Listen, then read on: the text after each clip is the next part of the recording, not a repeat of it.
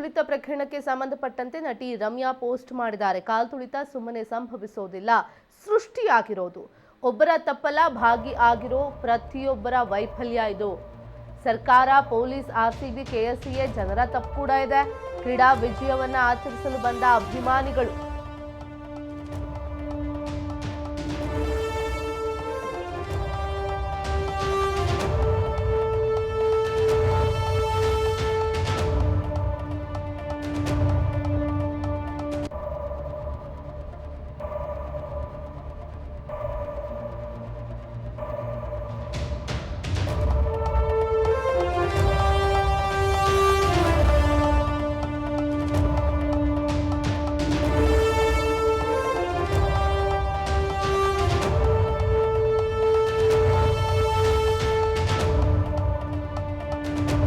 ವಿಜಯವನ್ನ ಆಚರಿಸಲು ಬಂದ ಅಭಿಮಾನಿಗಳು 11 ಮುಗ್ಧ ಜನರ ಸಾವಿಗೆ ಕಾರಣ ಕಂಡು ಹಿಡಿಬೇಕು ಅಂತ ನಟಿ ರಮ್ಯಾ ತಮ್ಮ ಸೋಷಿಯಲ್ ಮೀಡಿಯಾದಲ್ಲಿ ಪೋಸ್ಟ್ ಮಾಡ್ಕೊಂಡಿರುವಂಥದ್ದು.